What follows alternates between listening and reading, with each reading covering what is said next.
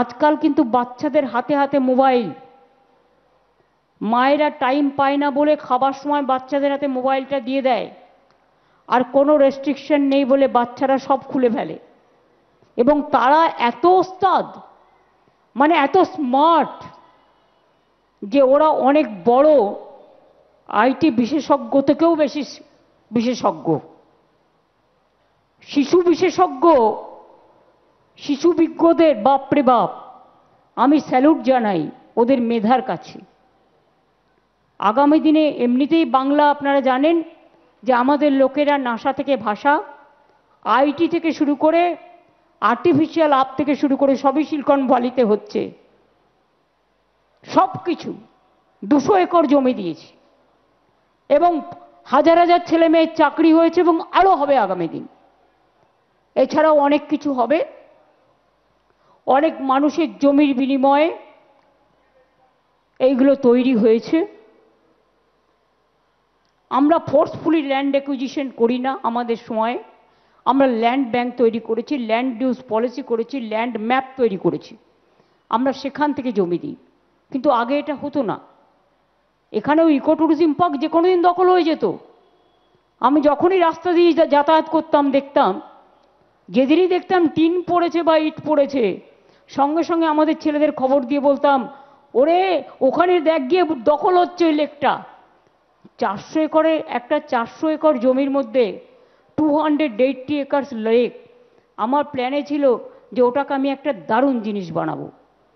এবং বিশ্বাস করুন, এই যে বিশ্ব এখানে আছে আমাদের, সেদিন ছিল আমার সাথে। আমি একদিন এয়ারপোর্ট থেকে ফিরছিলাম 2011-র পরে। আমি চলো তো দেখতে যাই। গিয়ে দেখলাম পুরো জঙ্গল হয়ে আছে। এবার আমি হিটকোকে দেখে বললাম এটা প্রকৃতি তীর্থ পার্ক হবে। কি কি হবে? এই এই জিনিস হবে বলে তখন যে প্ল্যান করলাম হয়ে গেল। আপনারা অনেকেই জানেন না, উত্তরবঙ্গে একটা জায়গা আছে গাজলডোবা। এটা শিলিগুড়ি থেকে আগে 2.5 ঘন্টা লাগতো, এখন 45 মিনিটে হয়ে যায়, কারণ ফ্লাইওভার করে দেওয়া হয়েছে। আমি একবার মিটিং করতে গিয়েছিলাম ইসলামপুরে। আমি ওই ভেতর দিয়ে আসছিলাম, আস্তে আস্তে হঠাৎ দেখি দারুণ একটা লেক, চারিপাশে বন জঙ্গল আর পাখির কিচিরমিচির। তখন আমার কাছে একটা ট্যাব থাকতো সবসময়, এখন মোবাইলে হয়ে যায়। আমি পুরো সিনারিগুলো ট্যাবে পুরো সংগ্রহিত করলাম। এবার যেই আমাদের গভর্নমেন্ট এলো, আমি অমিতদাকে বললাম, শুনুন এখানে একটা ট্যুরিজম স্পট হবে। ওইটারই নাম দিয়েছি ভোরের আলো। ওখানে প্রায় 40-50টা কটেজ তৈরি হয়েছে এবং দার্জিলিং থেকে মাত্র 45 মিনিটস, কালিম্পং থেকেও মাত্র 45 মিনিটস এবং শিলিগুড়ি থেকেও। দেখে আসবেন, ভালো লাগবে। এরকম বীরভূমের রাঙা বিতান থেকে শুরু করে বাউল বিতান থেকে শুরু করে অনেক অনেক কটেজ। ঝাড়গ্রামে আগে থাকার জায়গায় পেতাম না, কোথায় ঝাড়গ্রামে গেলে কোথায় থাকবো। এখন দেখবেন প্রায় 40-50টা কটেজ হয়ে গেছে। কত ভালো। এবং ওখানে কনক দুর্গা মন্দির আছে, সেই মন্দিরের উন্নয়নেও টাকা দিয়েছি।